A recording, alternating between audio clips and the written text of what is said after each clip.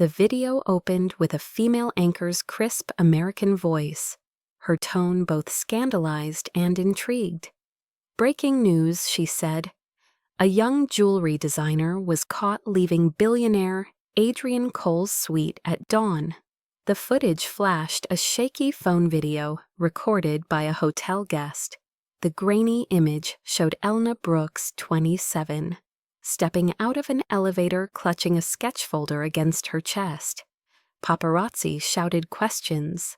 The camera flashes painted her pale face in bursts of white light as someone yelled, "Gold digger."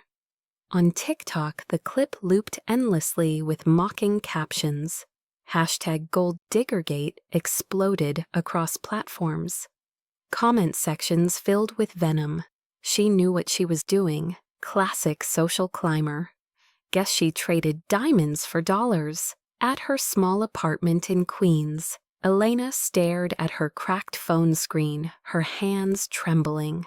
She refreshed the feed again and again as the numbers climbed. 1.2 million views, then 2.3. A picture of her leaving the hotel with Adrian's security guard at her side topped the morning trends on X.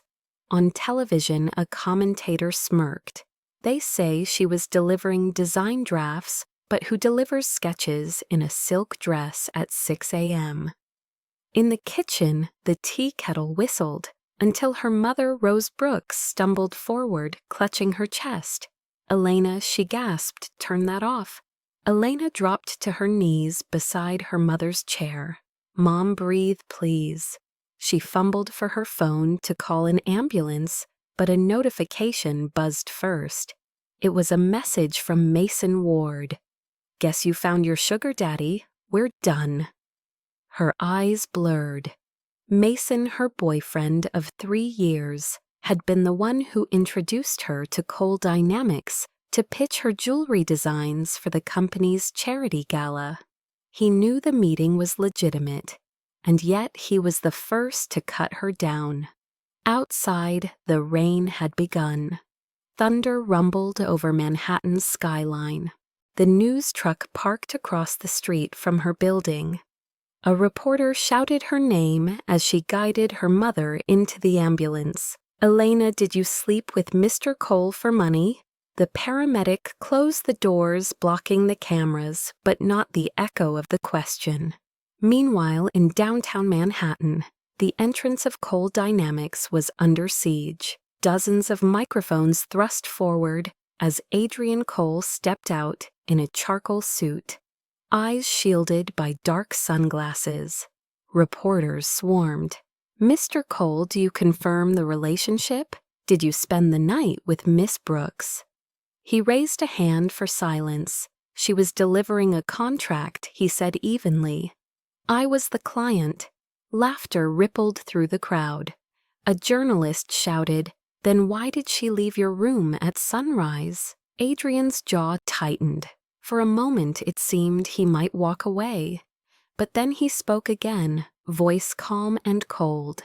"Because I collapsed. She called an ambulance and stayed until help arrived. That's all." The crowd fell into a stunned hush. A different clip surfaced minutes later on TikTok showing hotel security footage. Adrian fainting near the elevator while Elena shouted for help. But the damage was done. Screens kept replaying the frame of her walking out, not the seconds before. The internet preferred the lie. Back in the ambulance, Elena stared out the small window as the siren wailed. Rain streaked the glass like tears. Her mother lay unconscious beside her, the monitor beeping steadily. On social media, memes multiplied faster than facts. Someone posted a photo of Elena's old jewelry booth at a street market. Caption, "From stalls to suites, she climbed fast." Her inbox overflowed with cancellation emails from clients. Her landlord left a voicemail about unpaid rent. As the ambulance turned a corner, she saw a black Mercedes pull up behind them, sleek and still under the rain. The door opened and Adrian Cole himself stepped out, ignoring the swarm of reporters. He walked toward the ambulance, his suit soaked, his expression unreadable. The cameras followed every move. "Mr. Cole, why are you here?" a reporter yelled. He stopped, water dripping from his hair, and looked directly into the nearest lens. "Because the truth matters," he said, "and I won't let an innocent woman take the fall for me." Gasps erupted. The livestream viewers skyrocketed to 3.5 million. Elena from inside the ambulance saw him through the rain-spattered glass. For a second, she couldn't breathe. The paramedic closed the door, muting the chaos outside. On television, the headline changed: "Billionaire defends accused designer." But the next segment twisted it again. Too late, the host said. The world has already chosen its villain. That night, a final clip went viral: slow-motion footage of Adrian standing under the downpour while Elena's ambulance pulled away. Her tear-streaked face visible for an instant through the window. Caption: CEO faints, woman blamed. The internet burned, the scandal ignited, and one truth lingered in the rain-drenched silence. Only he knew what really happened. Only he could save her. The boardroom of Cole Dynamics was a battlefield disguised in glass and steel. The morning after the scandal, Adrian Cole stood before 12 board members, whose faces flickered in the glow of news footage playing on the screen behind him. The anchor's voice filled the silence. Cole Dynamics stock drops 20%. Following allegations of CEO misconduct. Adrian's jaw clenched. He had faced corporate crises before, hostile takeovers, market crashes, but never something so personal. At the far end of the table, Victoria Hale, the company's PR director, crossed her legs and spoke with measured sympathy. "Adrian, the board is demanding action. The narrative's out of control. They think you and the girl need to prove there's nothing immoral happening, or at least make it look stable." Her tone lingered on the word girl. Adrian shot her a cold glance. "Her name is Elena Brooks." Victoria smiled, unfazed.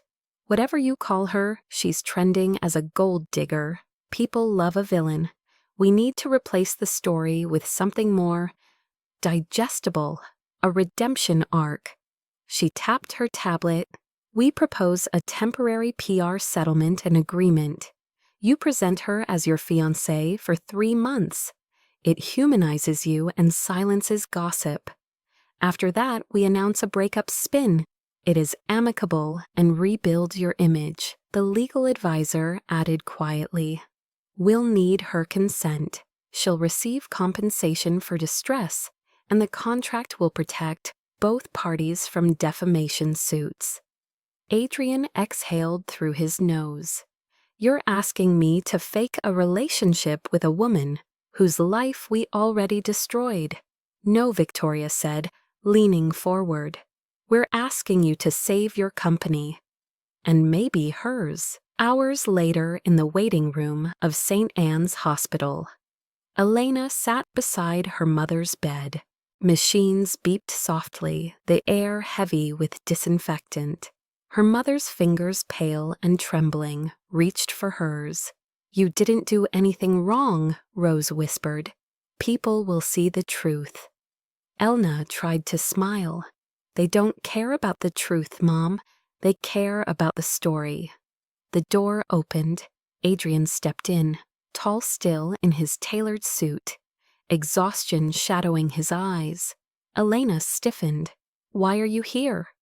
He set a bouquet of white lilies on the nightstand. "To talk." "There's nothing to talk about," she said, voice shaking. "You already defended me on camera. Thank you for that, but now I need you to leave."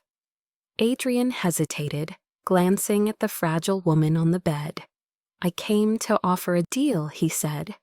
"A way to fix this for both of us." Elena's laugh was brittle. "A deal you think you can buy? Back my reputation? No, he said quietly. I think we can trade your dignity for my damage control. Her eyes narrowed. You're unbelievable. The media won't stop, Adrian continued. They want an image, we'll give it to them. We sign a temporary PR settlement agreement. 3 months. We pretend we're engaged a peer. Together publicly, act united. After that, we end it. You'll receive compensation enough to cover your mother's treatment. The room was silent except for the hum of hospital equipment. You think I'd agree to that? Elena asked, voice trembling between anger and disbelief. You think I'll let them parade me around like a trophy so you can clean your name? I think you'll do it because your mother needs surgery in 2 weeks, he said softly. Her throat tightened. You had someone check on her. I had to know how bad it was. Adrian admitted. The cost is $250,000. The insurance won't cover it. The hospital's already sending final notices. She turned away, pressing her forehead to the window. That's not your business. It became my business when this company's chaos put you here, he said. You didn't deserve what happened, but neither of us can undo it. We can only redirect it. Redirect, she echoed bitterly. That's what you call pretending to love someone for the cameras. Adrian's voice dropped. It's what I call survival. Elena's hands trembled. She remembered the hateful headlines, the looks from nurses, the whispers in the cafeteria. And when it's over, she asked, when the story fades, what happens to me? You'll have your life back, he said, and the resources to rebuild it. And you, I'll have silence, he replied. She looked at her mother, fragile under the white sheets, the heart monitor pulsing slow and steady. Then she looked back at him, the man every screen in America called a monster. His eyes were steady, but behind them she saw something like guilt. You're not even asking, she said finally. You're telling me what I'll do. I'm giving you a choice, he said, but I already know you'll take it. Why's that? Because you're strong enough to face humiliation if it means saving someone you love. Her jaw clenched. You think you know me. I saw the footage, he said. The way you stayed while everyone else ran. That's not greed. That's courage. For a long moment, neither spoke. The rain outside tapped against the window pane like the ticking of a clock counting down. Elena finally whispered, Show me the papers. Adrian produced a folder from his briefcase and placed it on the bedside table. Read it carefully, he said. My lawyers drafted it to protect you. You can walk away at any time. The payment covers all expenses up front. And one more clause, no physical relationship. Everything stays professional. She gave a hollow laugh. How generous. It's not generosity, he said. It's boundaries. She flipped through the pages. The legal jargon blurred, but one line stood out, temporary PR, settlement agreement. Valid 90 days subject to mutual consent. You really think this will convince people, she asked. No, Adrian said, but it'll confuse them long enough for us to rebuild. Elena signed her name with a shaking hand. You're asking me to play your fiancé. I'm asking you to survive with me, he said. She set down the pen. You think I'm doing this for you, but I'm not. I know, he replied quietly. You're doing it for her. He nodded toward her mother, asleep now, breathing evenly. The air between them thickened with unspoken things. You think this will fix your image, Elena said finally. But it won't. It'll make people hate me more. Adrian's expression hardened. Then I'll make them love you. She almost smiled at the absurdity of it. You can't buy love, Mr. Cole. No. He said, meeting her gaze, but sometimes you can rent it long enough to make people believe. The camera flash from outside the hospital window caught them both in the same frame, his shadow tall and hers fragile. Neither knew it would become the photo that defined them for months to come. The billionaire and the girl who sold her name. The first public event came 10 days after the contract signing, and the entire city was watching. The venue was the Manhattan Arts Gala, where the elite arrived draped in glass and ambition. Outside, paparazzi lined the carpet, their cameras like rifles, waiting for the perfect shot. Inside a black limousine, Elena sat stiffly beside Adrian. She wore a champagne satin gown, chosen by his stylist, her hands folded tightly in her lap. The press had already labeled her everything from opportunist to scandal bait. Her stomach turned as the car slowed. Adrian glanced at her.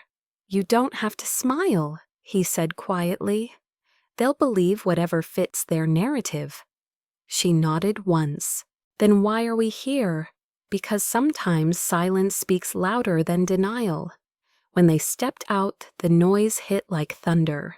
"Adrian over here. Elena." "Did you know he was engaged before Miss Brooks? Are you pregnant?" The barrage of questions blurred into static. Elena forced herself to look straight ahead as Adrian placed a steadying hand on her back. Cameras exploded in white light as they entered the ballroom. At the table near the front, a cluster of executives and socialites whispered. She caught the word gold digger more than once. Victoria Hale appeared moments later, her designer gown gleaming like armor. "You clean up nicely, Mrs. Cole," she said sweetly. The title tasted like poison. "How's the acting gig treating you?" Elena kept her face neutral. "You mean the one you scripted?" Victoria's smile didn't falter. "Oh, darling, we all play roles. Yours just happens to come with better lighting." She turned away before Elena could respond. The evening blurred into polite handshakes and cruel smiles. When the host announced Adrian Cole's name, applause filled the room. He stood tall confidence, sculpted into every movement. Yet Elena noticed the tension in his jaw. He thanked the foundation, spoke of rebuilding trust, of corporate integrity. When he mentioned her name, the audience shifted. "And to the woman who stood by me when she had no reason to thank you, Elena." The applause was hesitant. A few claps here, a polite nod there. Then a champagne flute shattered somewhere near the back. A socialite in a red gown sneered. "Trust you bought it, darling." Laughter rippled. Someone whispered too loudly, "Gold digger turned Mrs. Cole." Elena froze. The room tilted heat climbing her neck. Adrian set his glass down and turned toward the table. His voice was low but lethal. "You just insulted my wife. Get out." The laughter died instantly. The woman blinked, unsure if he was serious. "Excuse me." Adrian stepped closer, his tone still calm but colder. "You heard me. Security will show you out." The silence that followed was electric. Even the cameras paused waiting. The woman gathered her purse and stormed off. As Adrian returned to the table, his hand brushing Elena's shoulder, a small grounding touch. Within hours, the clip was everywhere. TikTok users looped the moment in slow motion, the subtitle reading "He defended her." #SheIsHisWife. Hit 5 million views overnight. Comment sections flipped from hate to hesitant awe. "Okay, maybe she's not the villain. That's how you protect your woman. I need an Adrian Cole in my life." But not everyone was convinced. Morning talk shows debated whether the scene had been staged. One host said, "You have to admit, it looked perfectly choreographed for sympathy points." Another countered, "Maybe it's real." Maybe he's finally showing accountability. Back at the penthouse, Elena changed out of the gown in silence. The city glowed beneath the floor-to-ceiling windows. Adrian poured a drink but didn't touch it. "You handled yourself well," he said, "even when they tried to humiliate you." She folded the gown into its garment bag. "I didn't handle anything, you did." "That's not what the world saw," he replied. "They saw you standing tall. They saw your wife," she corrected softly. "Not me." He studied her for a moment. "Is there a difference?" She looked up, meeting his gaze. "For you, maybe not. For me, there's everything." He didn't respond. The only sound was the faint hum of traffic below. The next morning, her face was on every magazine cover. One headline read, "From Gold Digger to Grace Under Fire." Another simply said, "Mrs. Cole, the Redemption Arc." PR analysts called it genius. Victoria called it timing. But Elena called it exhausting. Every public outing became a test. At charity luncheons, people smiled to her face, then whispered when she passed. At a tech conference, a reporter asked, "Do you think this marriage will last longer than your last job?" She smiled tightly and said, "I'm not sure. Ask my husband, he signs the contracts." The room erupted in laughter, and even Adrian cracked a faint smile. That night, the clip trended again, "Gold Digger with a comeback." But behind the applause, Elena's anxiety grew. Each camera flash reminded her how fragile the lie was. She had become an actress in a play she hadn't auditioned for her life, rewritten in captions and gossip threads. One evening after another event, Adrian found her sitting alone in the penthouse kitchen, barefoot in her satin dress staring at the city below. "You hate this," he said quietly. "I hate being seen," she whispered. But invisible was worse. He leaned against the counter. "I know the feeling. Do you?" she asked. "Because when they look at you, they see power. When they look at me, they see proof that power corrupts." He walked over and handed her a cup of tea. "They don't know you. They don't want to," she said. "They just want a headline." "Then let's give them something else to talk about. Like how a woman everyone doubted will rebuild an entire foundation with the same hands they called dirty." She looked up. "And what about you? I'll survive," he said. "I always do." "That's not living," she murmured. "That's damage control." For the first time, he smiled a small, sad curve of his mouth. "You might be the first person to ever say that to me." The following week, they attended a charity auction. Elena designed a bracelet for the event, something simple yet intricate a piece she called Second Chances. When the announcer revealed her as the designer, the audience applauded politely until Adrian bid $50,000 for it himself to prove he said into the microphone that redemption has value. Cameras flashed and the crowd erupted. That clip became the defining moment of the saga. Even skeptics admitted the sincerity in his voice. The comment sections softened. Maybe she's not what we thought. Maybe people can change. Maybe love isn't fake after all. Elena stood beside him under the lights, the applause echoing through her chest. But inside she whispered a truth no one could hear. This wasn't love, not yet. It was survival, wearing a diamond ring. The penthouse was too quiet. After the gala and the endless media storm, silence felt heavier than noise. Elena woke each morning to the distant hum of the city. Below her reflection caught in the glass walls that framed Manhattan's skyline. The tabloids still called her Mrs. Cole, though she never felt like one. She moved carefully through the space, aware of cameras hidden behind the life she was living. Every meal with Adrian was a scene. Every gesture, a potential headline. Adrian worked late most nights. She would hear the soft click of his office door and the muted sound of his voice on investor calls. He spoke with the precision of a man who measured every word for profit. Sometimes she lingered by the kitchen island pretending to read design sketches while listening to fragments of his conversations about mergers and damages. She couldn't tell if he was rebuilding his company or himself. One night she found him asleep at his desk, still in his shirt and tie, the glow from the laptop washing his face in pale blue. For a moment, she saw not the CEO who ruined her life, but a man drowning in guilt.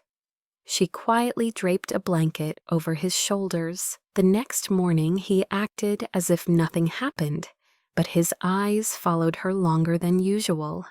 She tried to live as invisibly as possible, spending her days sketching jewelry designs, caring for her recovering mother, and keeping her phone on silent. The PR team arranged occasional sightings for the media grocery store, runs coffee shop meetings, charity visits. Elena hated every one of them. The pretending was exhausting. One afternoon, she caught Adrian watching her in the kitchen. She was making coffee, humming softly. He seemed almost startled when she turned. "You cook," he said, as if it were a revelation. "I survive," she replied, handing him a mug. "Black, no sugar, right?" He blinked, surprised. "You pay attention."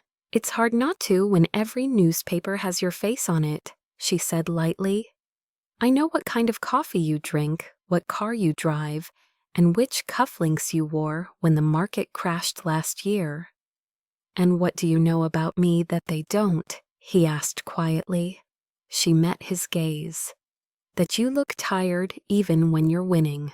Something shifted between them, then a small fracture in the wall of performance. He watched her walk away, his expression unreadable. Days later, Elena received an invitation from Cole Foundation's art division for a charity exhibition. She hesitated but decided to attend alone. Inside the gallery, she stood before a glass case, displaying jewelry pieces designed by young artists. Her heart skipped. One of the designs, a silver pendant shaped like intertwined hands, was hers. She had submitted it months ago under an anonymous portfolio. It was labeled Unknown Artist. "Beautiful, isn't it?" a voice said. She turned to find Adrian beside her, hands in his pockets. "I funded this exhibit," he added.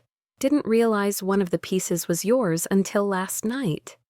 "It's not," she said quickly. "It's anonymous." "Not to me," he replied. She looked away. "You can't fix everything by claiming it." "I'm not fixing anything," he said. "I'm recognizing talent. Recognition without credit is still theft." His jaw tightened. "Then I'll make sure the world knows whose hands made it." Before she could answer, a voice from behind interrupted. "Elena Brooks, it was Mason Ward." Her ex-boyfriend looked perfectly put together in his PR badge and tailored suit. His smile sharp as glass. "Didn't expect to see you back in public so soon. Guess the billionaire life suits you." "What do you want, Mason?" she asked quietly. "Just saying hello. And maybe a little warning." He leaned in. "People are digging Elena. They want to know what you're hiding." "I'm not hiding anything." "No." "Then you won't mind if they see what you emailed me last month." She froze. "What email?" He grinned. "The one where you begged me for a second chance. Or maybe I just make it look like you did." Her stomach dropped. "You wouldn't." "Watch me," he whispered. That night, a leaked email surfaced online. Elena allegedly confessing that she regretted losing Mason and used Adrian for revenge. Within hours, screenshots flooded social media. #GoldDiggerGate2 trended at #1. News anchors dissected her pattern of manipulation. In the penthouse, she sat on the floor, knees drawn to her chest, watching the headlines devour her again. Designer caught deceiving billionaire twice. Email leak exposes fake marriage. Adrian walked in mid-broadcast. His expression hardened as he turned off the TV. "Where did this come from, Mason?" she said, voice hollow. "He's PR. He knows how to twist things." "And did you send him anything?" "No." "Then why does it sound like you?" The words hit harder than she expected. "You think I'd write that I think you're desperate enough to fix your image?" She stood up, shaking. "You don't trust me." "Trust has to be earned," he said coldly. "I'm not your employee," she shot back. "I don't owe you proof of my honesty." "You owe me the truth," he said. "If you used me for money, tell me now." She laughed bitterly. "You of all people should know what it's like to be misunderstood." The silence that followed was unbearable. Her hands trembled as she turned to leave, but he caught her arm. "Wait." The movement pulled her closer, the distance collapsing between them. Her pulse raced. She could feel his breath, smell the faint trace of rain, still clinging to his shirt. For a heartbeat, neither moved. "You're shaking," he said softly. "Because I'm tired," she whispered. "Tired of being everyone's story but my own." Her voice cracked, and before she could step away, he pulled her into his arms. There was nothing romantic in it at first, just exhaustion and gravity. But as her forehead pressed against his chest, she felt the steady rhythm of his heartbeat against her skin. Something painfully human beneath the armor of wealth. "I don't know what to believe anymore," he murmured. "Then start believing what you see," she said, her tears staining his shirt. They stood like that for a long time, two broken reputations holding each other up. Outside, lightning flared across the skyline, reflecting off the windows, like camera flashes from a world they could no longer control. Later, when she retreated to her room, Adrian sat alone in the living room, staring at the silent television. The paused frame showed her face mid-interview, her eyes wide defensive, scared. For the first time, he saw her not as collateral, but as consequence. He whispered to no one. "For the first time, someone saw me." In another part of the city, Mason watched the same broadcast, a smirk on his face. "Let's see how long that trust lasts." He muttered, forwarding the next file to Victoria Hale. The war for perception had only begun. The morning after the email leak, New York woke to another storm of headlines. Billionaire's fake fiancé exposed. Leaked messages reveal betrayal. News anchors replayed her name like a punchline. Coal Dynamics stock slipped again. Investors demanded explanations, and the PR team scrambled for statements that sounded like apologies without admitting guilt. Inside the penthouse, Elena sat at the kitchen counter with a cold cup of coffee, watching the city lights fade into daylight. The screen on her phone was filled with death threats, memes, and strangers dissecting her face as if it were evidence of sin. She scrolled until her hands shook. Adrian walked in tie, undone eyes sharp with sleepless fury. "They suspended my media access," he said flatly. "The board thinks I bribed you to keep quiet." "I told you it was Mason," she said quietly. "He's working with someone." "Do you have proof?" "No, but then it's just a story he cut in." His voice was low, dangerous. "Do you understand what this looks like now? You were caught leaving my hotel room, now an email surfaces where you supposedly admit you used me. The world sees a pattern you helped create," she snapped. He stopped pacing. "What did you just say?" "You think I wanted this? You think I wanted my mother to be recognized in the street as the gold digger's mom? You think I asked for this circus? You signed the contract," he said coldly. "You agreed to the performance." "For her surgery," she whispered, Not for humiliation. His jaw tightened.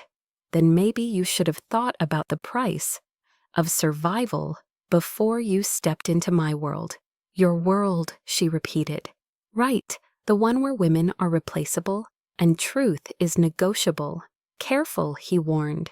You're talking like you still have leverage. Leverage, she said, her voice trembling. All I have left is a name people spit on.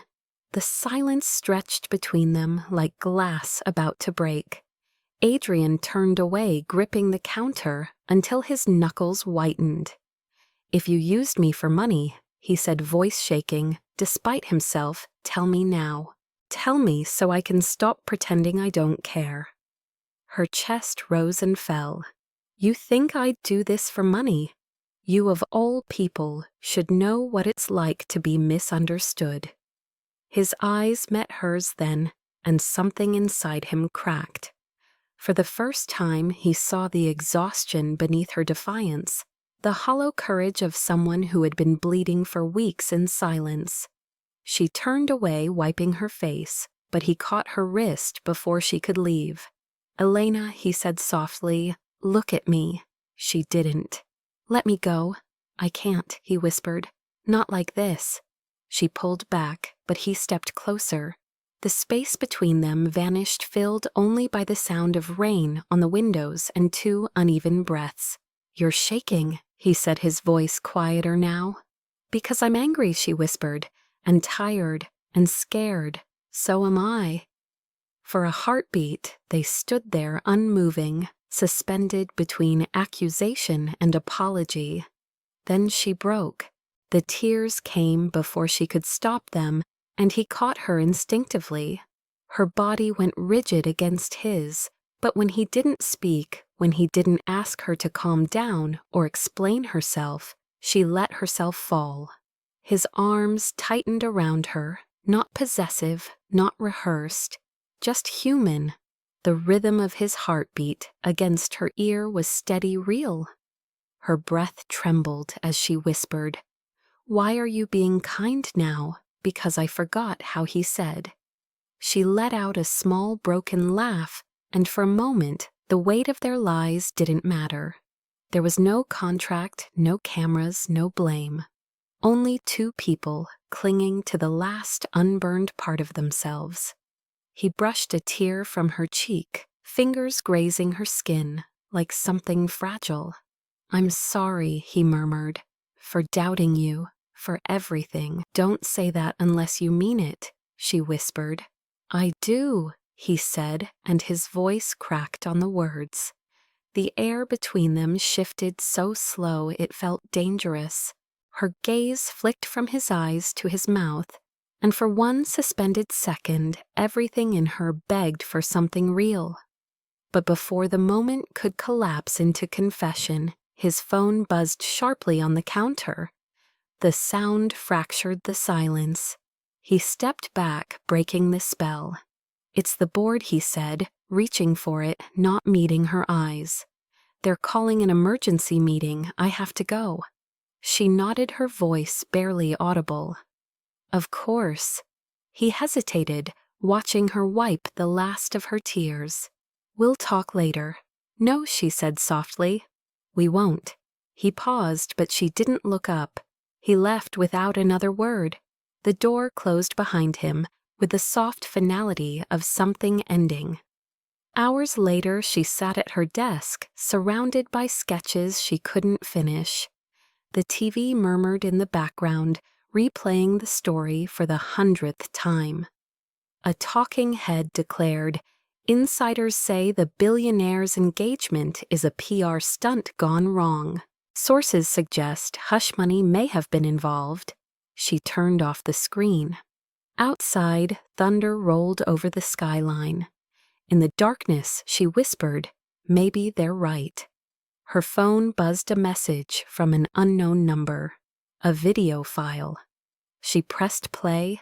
Grainy security footage filled the screen, her hugging Adrian that morning. The same scene of vulnerability, now framed as seduction. The caption overlay read, "Caught again." "Mrs. Cole can't stop climbing. Her breath caught. It had to be Mason or Victoria, someone still feeding the narrative. She closed the phone and pressed her palms to her eyes. "They think I sold my soul twice," she whispered. From somewhere in the city, lightning flared, slicing through the night sky. And at that exact moment, Adrian stood in a conference room full of board members, demanding his resignation, thinking of her words, of her trembling hands, of her tears against his shirt. "Then let me buy it back with truth," he murmured under his breath, and no one understood what he meant. Outside, the rain fell harder. Inside, two lives built on contracts began to crack open under the weight of something dangerously close to love. The following days blurred into static headlines, meetings, silence. Adrian barely slept, consumed by damage reports and legal memos, while Elena stayed invisible, moving like a ghost through the penthouse halls. The world believed she had betrayed him again, and he was too busy fighting the board to fight for her. Yet somewhere between exhaustion and regret, a thought kept clawing at him. What if she had been telling the truth all along? He found himself replaying her words in his mind, the tremor in her voice, the defiance behind her fear. Meanwhile, Elena had stopped checking her phone. Every notification was another stab, every article a reminder that no one cared for the truth. But one night, while checking on her mother's hospital bills, she noticed a strange transfer, $50,000, wired from an offshore account to Mason Ward. Her heart raced. Attached was a note labeled PR coordination. She recognized the reference code. It belonged to the Cole Foundation's internal charity division. Someone was funneling company money into private accounts. Mason and Victoria. The realization hit her like ice water. If she could prove it, she could clear both their names. But to do that, she'd have to access Adrian's restricted files. At midnight, she slipped into the office downstairs. The penthouse lights were off, the city glimmering outside like 1,000 eyes. She navigated the system by memory, heart pounding as she typed. Authorization denied. The screen flashed. She exhaled sharply. Of course. She moved to the cabinet, scanning for physical records. Her hands trembled as she flipped through folders until she found one marked PR disbursement. The receipts confirmed her suspicion. Fake invoices, false charities, signatures traced from old documents. But before she could photograph them, a faint sound echoed behind her. She froze. "You shouldn't be here," Adrian's voice said quietly. She turned, startled. He stood by the door in his gray shirt sleeves, rolled tie, undone eyes shadowed with fatigue. "I can explain," she started. "You're stealing from me now," he asked, his tone colder than the night. "No," she said quickly. "I'm trying to help you. Mason and Victoria, they're embezzling funds through the foundation." He didn't move. "You expect me to believe that after everything you have?" She said, voice trembling. "I found the transfers. Look." She handed him the papers, breath shallow, as he scanned the pages. His brow furrowed. For a long moment, neither spoke. Then he exhaled. "How did you find this? Your system logs all invoices with duplicate codes. I just followed the pattern." His gaze lifted, conflicted. "You're risking prison for this." "I'm risking my life," she said softly. "For the truth." Something shifted in him, then a crack in his armor. He walked closer, his voice quieter. "You shouldn't fight this alone." "I've been alone since the day this started," she whispered. "Not anymore." The words slipped out before he could stop them. He reached for her hand, tentative, unsure. For a moment, she let him. Together they reviewed every file, uncovering a network of shell companies. tied to Victoria's signature. Hours passed unnoticed. When the clock struck 3, she leaned back exhausted while Adrian rubbed his temples. "If this goes public," he said, "the company will implode." "But it'll clear your name," she replied. "And yours." He looked at her, then really looked at the woman the world had called a liar. The one sitting beside him in the dim light, unguarded and trembling but unbroken. "You didn't have to do this," he said quietly. "Yes, I did," she replied, "because no one else will." He wanted to say more, but before the words could form, a red light blinked on the monitor. Security feed accessed. Someone was watching. Adrian moved fast, closing the files and shutting down the system. "We're not alone," he muttered. He crossed to the window. Down below, a black SUV idled near the curb, headlights slicing through rain. "They know," he said. "We have to move." They grabbed the documents and slipped out through the back elevator. The night air bit cold against their faces as they hurried into a side street. Elena's heart pounded. "Where are we going?" "Somewhere they can't find us." They ended up in his secondary office downtown, an old loft with dusty windows and a single lamp. She sat at the edge of the couch, still clutching the evidence. Adrian watched her from the window, rain streaking down the glass. "You really are fearless," he said. "I'm terrified she confessed." "That's what courage looks like," he said quietly. She smiled faintly. "You talk like someone who's forgotten what it feels like to be scared." "Maybe I have," he said, "but tonight reminded me." She looked at him, then really looked, and saw not the billionaire everyone feared, but a man who hadn't slept in days, whose heart still carried the weight of too many mistakes. "Why are you helping me?" she asked. "Because you didn't give up on me when everyone else did." The confession hung between them, fragile as glass. Outside, thunder rolled again. He reached for her hand, and this time she didn't pull away. "If they're behind this, they'll come after you," he said. "Let them," she replied. "I've already been destroyed once." "Not while I'm here," he said. Before dawn, they backed up the files and sent them to a private investigator. The exhaustion was palpable. She rested her head against the couch, eyes fluttering shut. Adrian sat beside her, watching the city lighten through the window. For the first time, he felt something unfamiliar: peace, but peace never lasted long. At 8 a.m., his phone buzzed violently. A message from an unknown number. Attached was a clip, grainy dark, clearly from a surveillance camera. It showed him and Elena in the office, standing close, their hands touching her head against his shoulder. The caption read, "CEO caught with mistress in his office. Another scandal broke before breakfast."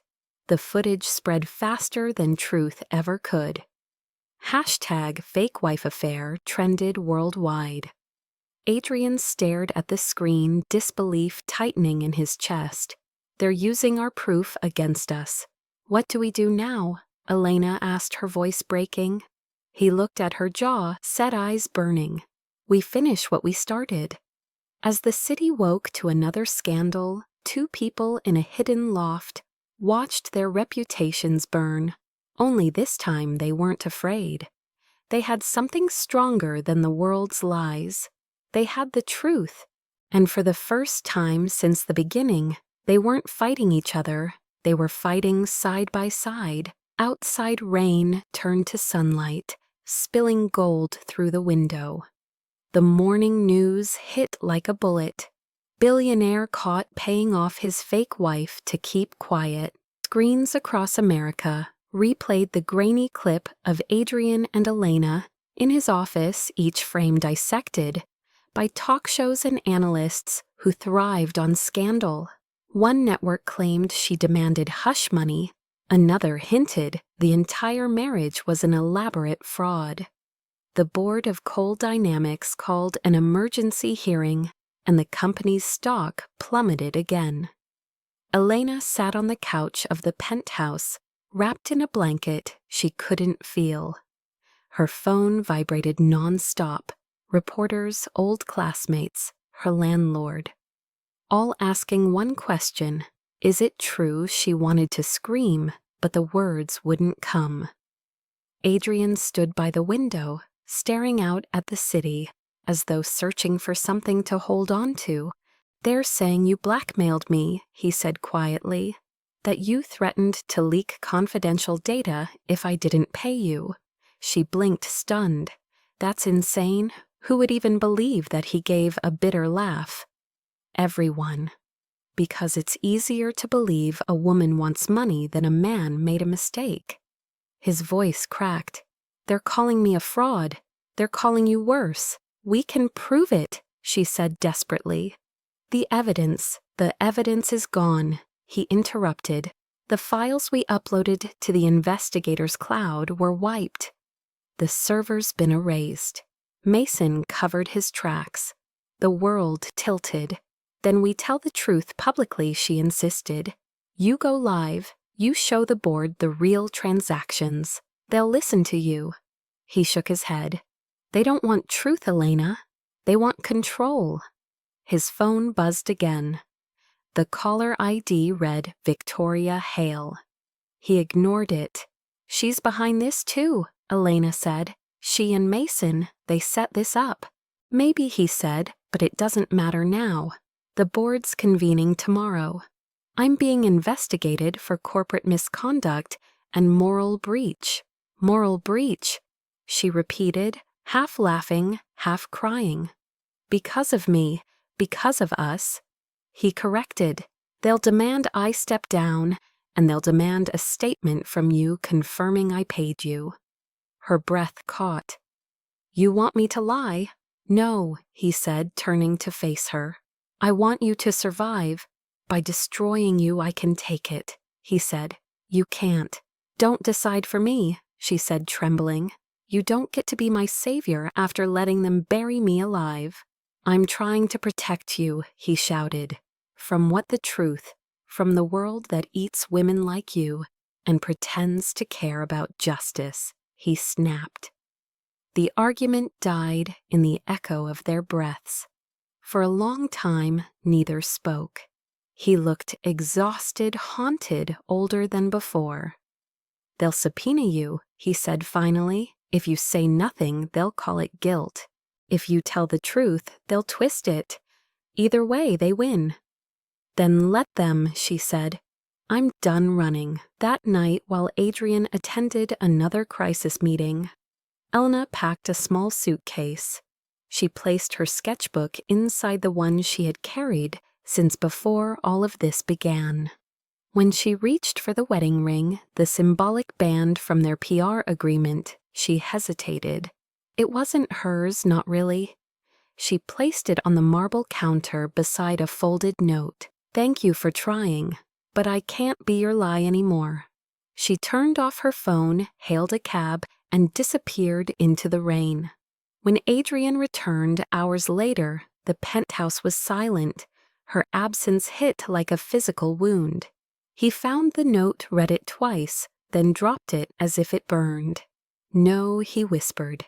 He rushed to the balcony, scanning the city skyline, as if she might still be there somewhere waiting. But she was gone. Meanwhile, Elena arrived at her mother's hospital room. The machines beeped softly in the dim light. Her mother's eyes fluttered open. "You came," she whispered weakly. "I saw you on the news." "Don't," Elena said, gently sitting beside her. "It's all lies.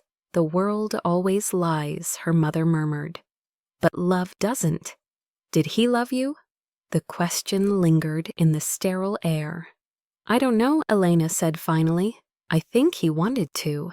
The next day, Adrian stood before the board. Cameras flashed as he entered the conference hall, every step echoing in his mind. "Mr. Cole, the chairman, said you're accused of financial misconduct, false reporting, and bribery. Do you have a defense? Adrian's gaze swept across the room. Only the truth, he said. He placed the last printed receipts Elena had found on the table. This is evidence of embezzlement. Mason Ward and Victoria Hale forged charity transfers to conceal theft from the company. My so-called wife discovered it. Your wife, someone interrupted, who now refuses to comment. Convenient. She risked everything to bring this to me? Adrian said, voice hardening. If she's gone, it's because this world made it impossible for her to stay. You're suggesting a conspiracy against you, the chairman asked. I'm suggesting we've been blind, Adrian replied. Blind to loyalty, blind to truth, and blind to the cost of silence. Before they could respond, his phone vibrated. A notification popped up, breaking news. His stomach dropped. The headline read, Exclusive leaked transfer records show. CEO paid mistress $500K to stay silent. The room erupted. This is false, Adrian shouted. It's fabricated. Then prove it, the chairman said coldly. Till then you're suspended pending investigation. As security escorted him out, cameras flashed like gunfire. He didn't speak. He couldn't. The weight of it all pressed against his ribs until breathing hurt. Outside, reporters swarmed. Mr. Cole, did you pay her off? Did she blackmail you? He ignored them, stepping into his car. When the door shut, the silence roared. He loosened his tie, staring blankly ahead. They think I paid her off, he muttered. They think I bought love. Across town, Elena watched the same broadcast from her mother's bedside. The captions scrolling across the screen read Cole resigns amid bribery scandal. Her chest tightened. No, she whispered. He didn't. Tears filled her eyes. He tried to protect me. She reached for her phone, almost calling him, but stopped. Too much damage, too many lies. Still, when the nurse entered, Elena asked softly, Do you have today's newspaper? She folded it, slipping it into her bag, a reminder of how far they had fallen. That night, Adrian stood alone in his dark apartment, the city lights reflecting against the glass.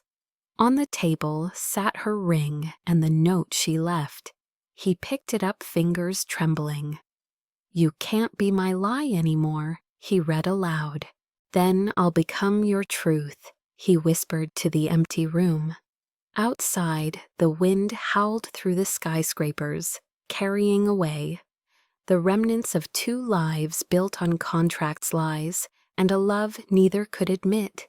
Somewhere in another part of the city, Elena stared at the same skyline, her heart breaking. For a man the world now hated, two souls divided by headlines, still beating in rhythm under the same rain. The sun rose over Manhattan, cold and pale, indifferent to the wreckage it illuminated. News tickers across skyscrapers still screamed about Adrian Cole's downfall, while talk shows dissected his silence and her vanishing act. The world loved a scandal, and this one had everything: wealth, betrayal, sex, power. But what it didn't have yet was truth. Inside a dim hospital room, Elena sat beside her mother, scrolling through her phone as if searching for air. Every article felt like a blade. He's finished, one headline said. Cole empire crumbles under deceit. Another accused her of being the mastermind behind his collapse. Her mother's soft voice cut through the noise. You can still save him. Elena looked up, startled. Mom, he doesn't need saving. He needs to survive. So do you, her mother said gently. But not by hiding. Those words struck harder than she expected. She stared at the window, where rain streaked down like thin tears on glass. If I speak, she whispered, they'll twist it again. Then show them proof, her mother said. Show them who you are. That same morning, Adrian sat in his office for the last time, his resignation letter unsigned on the desk. The board had stripped him of authority, the media of dignity and himself of faith. Yet one thought refused to die. The truth was still out there. His phone buzzed with a message from an unknown number. Attached was a photo Mason Ward shaking hands with a senator, the same one pushing for Coal Dynamics acquisition. Beneath it, a short caption read, "You were never the target." She was. Adrian stared at the image, realization crashing in. Mason and Victoria hadn't just wanted money, they wanted control, and Elena had been their weapon. He opened his safe, retrieved a hidden hard drive he'd stored months earlier, a backup of financial data no one else knew existed. It held the raw ledgers Victoria had tried to erase, the proof. He hesitated only a second before calling his lawyer. "Set up a press conference," he said. "Today?" At noon, the lobby of Coal Dynamics swarmed with reporters, flashing lights, microphones. Security barely contained the frenzy. Adrian stepped up to the podium in a charcoal suit, his eyes dark but steady. "You've heard the stories," he began, voice low but clear. "You've seen the lies. I'm here to show you the truth." He inserted the drive into the projector. Numbers transfers. Forged signatures filled the screens behind him. These documents reveal a pattern of embezzlement conducted by two members of our executive team, Victoria Hale and Mason Ward. Gasps rippled through the crowd. "They used charity fronts to funnel corporate funds offshore," he continued. "When my wife," his voice wavered on the word, "discovered it, they leaked fabricated evidence to destroy her credibility." A reporter shouted, "Are you admitting the marriage was fake?" Adrian paused. "Yes." It began as a public relations agreement. But everything else, every word, every emotion that came after was real. "She is not a gold digger. She is the woman who saved this company's soul." The lobby erupted. Reporters shouted questions. "Where is she now? Are you reconciling?" But Adrian stepped away from the podium, ignoring them. His statement had been made. The truth was out. Across town, Elena sat frozen in the hospital room, eyes locked on the TV. Her breath hitched when she saw him standing alone, shoulders squared against the storm, defending her before the world that had crucified them both. "She's not a gold digger," he said, his voice trembling through the speakers. "She's the woman who saved this company's soul." Her mother smiled faintly. "He said your name like a prayer." Elena covered her mouth as tears spilled down. On screen, reporters demanded to know where she was. "Do you still love her?" one asked. Adrian hesitated, then said simply, "Always." The clip went viral within minutes. Social media reversed course hashtags flipping from "New Year Gold Diggergate" to "Apologize to Elena." Influencers posted apology videos. News anchors called her the woman the world owes an apology. Mason and Victoria tried to fight back, but within hours, federal investigators raided their offices. Screenshots of bank transfers flooded the internet. Their downfall was swift, merciless, poetic. That evening, rain returned to the city, washing neon light into liquid color. Elena stood outside the hospital umbrella, trembling in her hand. Her phone rang a number she hadn't seen in days. She answered without thinking. "You shouldn't have done that," she whispered. Adrian's voice was low, tired but steady. "I had to. You didn't deserve the fire they threw you into. Neither did you." "I'll survive," he said. "But not if you keep hiding." "I'm not hiding," she said, though they both knew she was. "Then let me see you," he said softly. "Just once. No cameras, no contracts." She hesitated, heart pounding.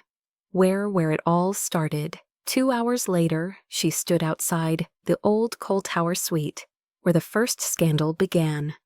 The same door, the same echo of flashbulbs in memory. But this time, no one was watching. He opened the door slowly. His suit was rumpled, his face drawn, but his eyes, those eyes still burned with something that felt like truth. "You shouldn't be here," she said. "Neither should you," he replied. She smiled faintly. "They'll say this is another stunt. Then let them. The only lie left is silence." She stepped inside. The city stretched out behind him like a galaxy of ghosts. For a long moment they just stood there, breathing in the same space, the same air that once held accusation and fear. "You ruined your career for me," she said softly. "No," he said, stepping closer. "I saved it by remembering who I wanted to be." She shook her head. "You don't owe me anything. Then let me owe you love." The room went quiet. He reached for her hand, and this time she didn't pull away. She felt his pulse strong and uneven beneath her fingers. His forehead rested against hers. "We survived the fire," he whispered.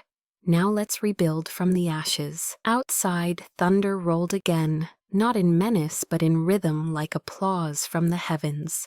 The fire had exposed everything greed lies pride, but it had also burned away the distance between them. Two souls who had once been headlines now stood reborn in truth. When she finally looked up, her reflection shimmered faintly in the glass behind him. For the first time in months, she saw herself not as a story, not as a scandal, but as a survivor. The city felt different after the firestorm. The noise of judgment had dulled into a hum, replaced by something fragile and quiet. A collective pause as the world realized it might have been wrong. For the first time in weeks, Elena could walk the streets without hearing her name, hissed through whispers, or shouted through car windows. People glanced, then looked away, embarrassed by their own cruelty. It was strange to be both infamous and vindicated. She spent her mornings at the hospital, sketching jewelry designs beside her mother's bed, and her nights by the window, staring at the skyline where his name still glowed faintly, on buildings that now belonged to someone else.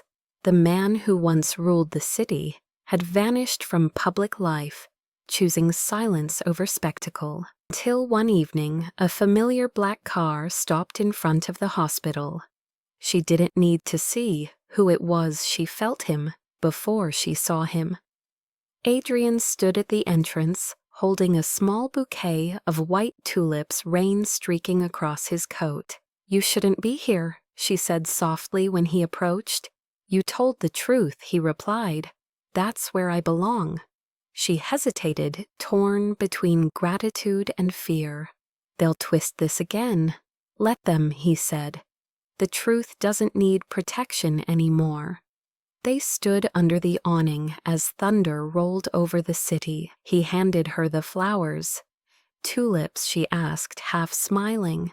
"You once told a reporter your dream proposal would have tulips instead of diamonds," he said quietly.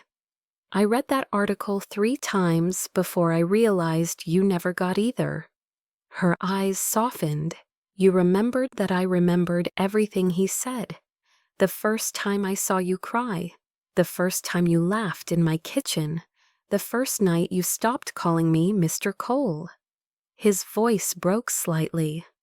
"I remembered the woman everyone else forgot to believe. She wanted to look away, but his sincerity rooted her to the spot." "Why are you really here?" she whispered. "Because there's one thing I haven't done yet," he said, reaching into his pocket. Her breath caught when she saw the ring, the same one she had left behind. "Our contract ended," she said, her tone trembling, between resistance and hope. "I know," he said, stepping closer. "That's why this isn't about contracts anymore." "Then what is it?" "Confession," he said simply. "I fell in love with you while defending a lie. I let fear dictate truth and pride destroy peace. I'm done letting other people write our story. Her throat tightened. You don't owe me redemption. It's not redemption I want, he said. It's you. The rain poured harder, soaking them both as they stood on the steps, neither moving. You think we can just erase what happened? She asked. No, he said. But we can start where it broke. And what if it breaks again? Then we'll fix it together. She closed her eyes. You make it sound simple. It's not, he admitted, his hand brushing her cheek. But nothing real ever is. She opened her eyes, meeting his. You lost everything because of me. No, he said softly. I lost everything because I let them convince me you weren't worth fighting for. She inhaled sharply, feeling the old ache return, that strange blend of love and disbelief. Adrian, Elna, he interrupted gently. I don't want forgiveness. I want a chance to love you without terms, without signatures, without fear. Just us, just truth. The world blurred around them. Cars passed rain, shimmered under streetlights, and the city held its breath. She stepped closer, her hand trembling as she touched his collar, feeling the warmth of him beneath the cold fabric. You're impossible, she murmured. So are you, he said, smiling faintly. That's why we work. For a moment, time stilled. Then she leaned in, not out of impulse, not out of pity, but out of recognition. The kiss wasn't cinematic. It wasn't perfect. It was raw, trembling, imperfectly human. It was two people finding oxygen after months of drowning. When they parted, her forehead rested against his. I hate that I still love you, she whispered. Then stop hating it, he said. Love doesn't need permission. They stood like that, two silhouettes framed against the rain, and for the first time since the scandal began, she felt peace. The cameras that once hunted them had long moved on. The only witnesses now were the storm and the city lights, reflecting off the wet pavement. Later, inside the hospital room, her mother smiled faintly when she saw them walk in together. You came back, she said to Adrian. For her, he replied. Always for her. Her mother looked at him for a long moment, then nodded. Then keep her safe. Not from the world, she knows how to survive that, but from herself. Weeks passed. The media cycle shifted to newer scandals, newer victims. The noise faded. One afternoon, as winter gave way to spring, Elena opened her new jewelry studio.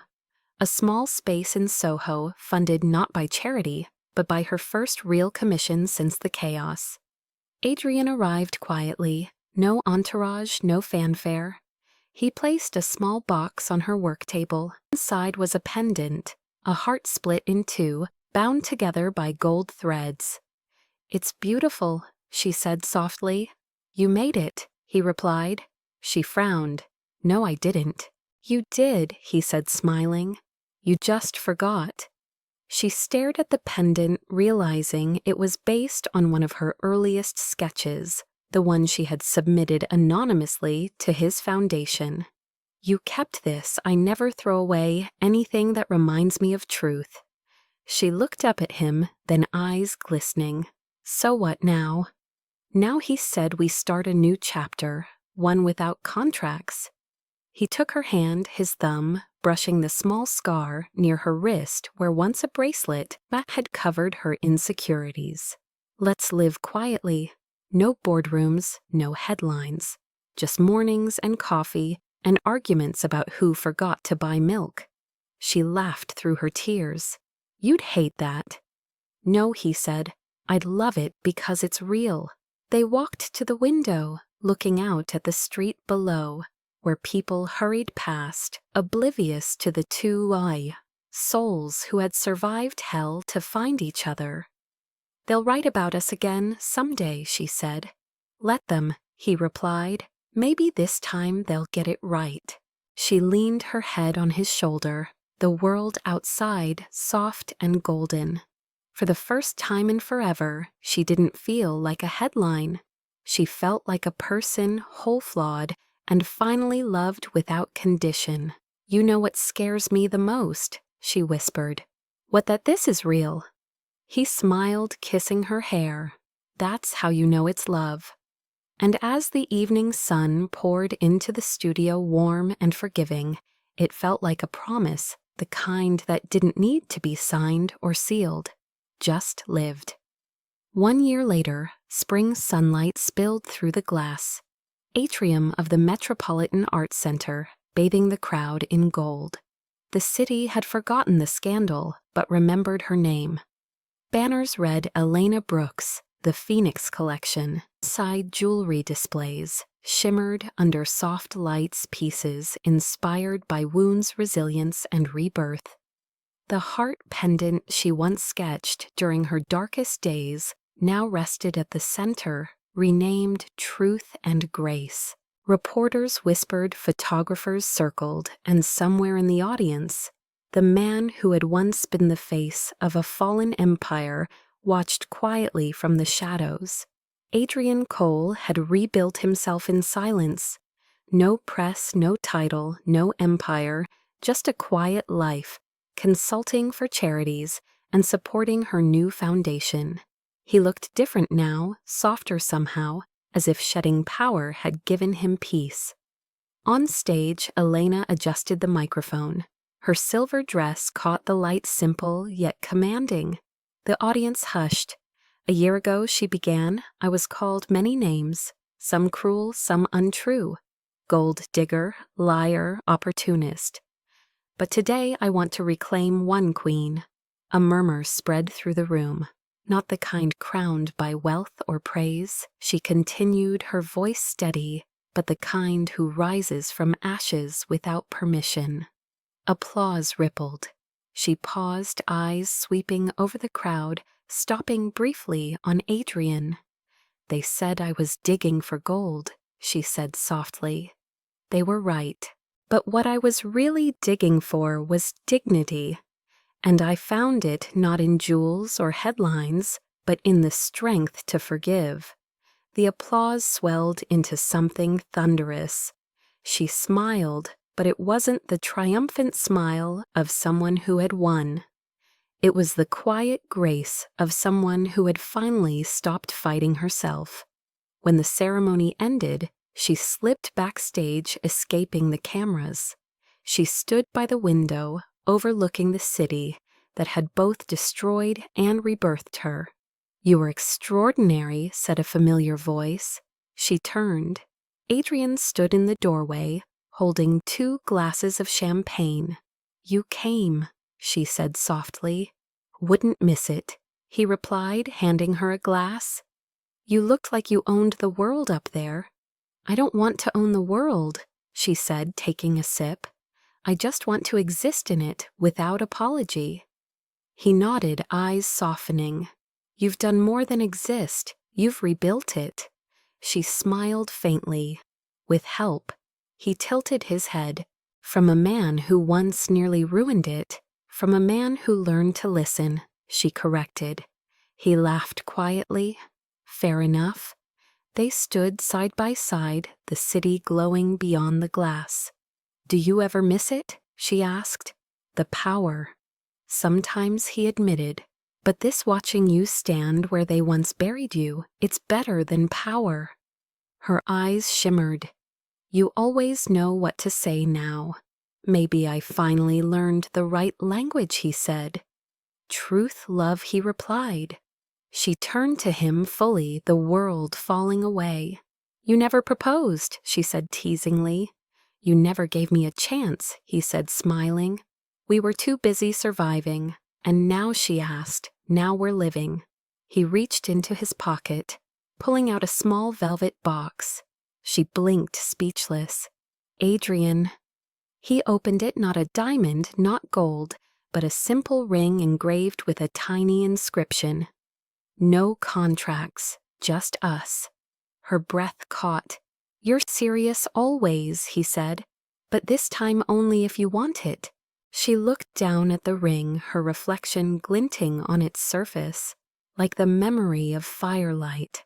"You once told me love doesn't need permission," she whispered.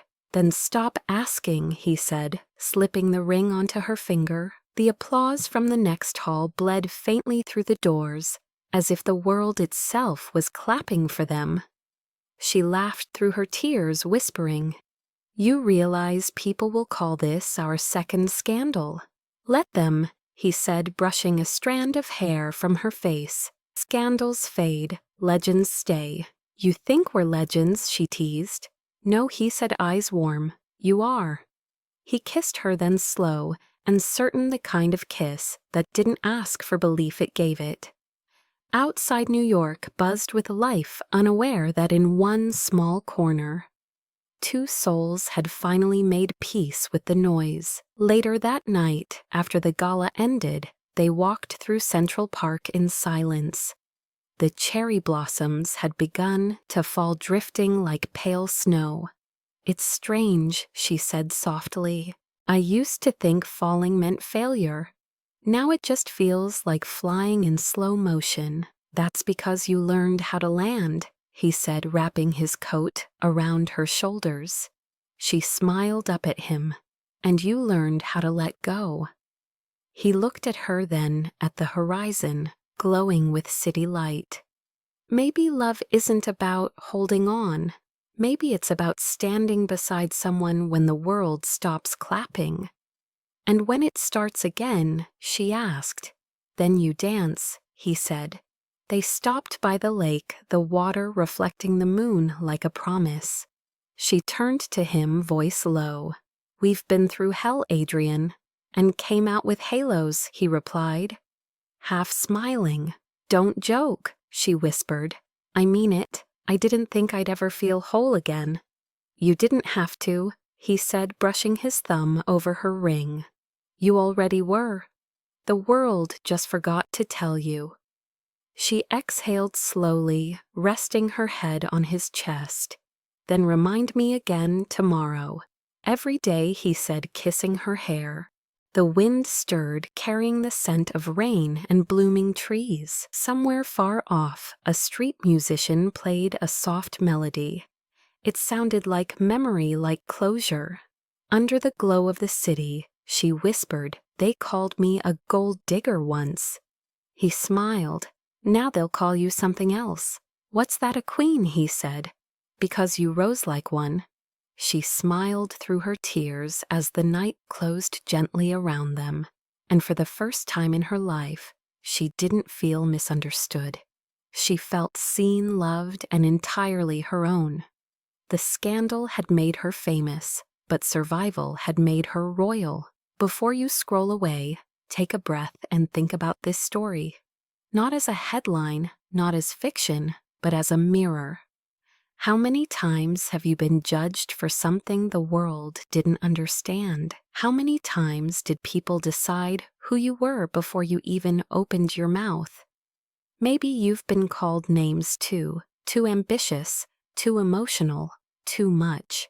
Maybe you've been told you didn't belong somewhere, or that love was a luxury meant for someone else. But here's the truth: you are not what they say you are. You are what you rise from. You are what you choose to rebuild after they try to tear you down.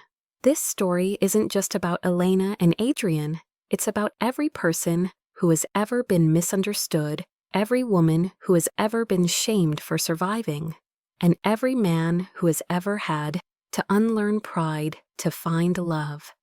It's about the courage to tell your own story when the world is too loud to listen. Because sometimes redemption doesn't come with applause. It comes quietly, in the way you forgive yourself for ever believing you weren't enough. If this story touched something inside, you drop a heart in the comments. Tell me, have you ever been blamed for something you never did? Have you ever had to stand in the fire just to prove your truth? Share your story below, because someone out there needs to hear it tonight. And if you believe that love, the real kind, the imperfect kind, can still exist in a world obsessed with power and image, then hit subscribe and stay. This channel isn't about fairy tales. It's about the kind of stories that break first and heal later. The kind that remind us that scars aren't ugly, they're evidence that we lived through what was meant to end us. So stay, listen, and remember, every time you choose kindness over bitterness, every time you rebuild, when they expect you to crumble, you rise like a queen too. Because power isn't in revenge, it's in grace. And real love doesn't rescue you, it recognizes you. So if you felt something while watching this, don't let it fade when the video ends. Leave your mark in the comments, send this to someone who needs to believe again, and come back for the next story. Because here in this small corner of the internet, we tell stories not about perfection, but about people who rise from ruin, forgive the world, and still choose love. That's what it means to be seen. That's what it means to be alive, and that's why you're here.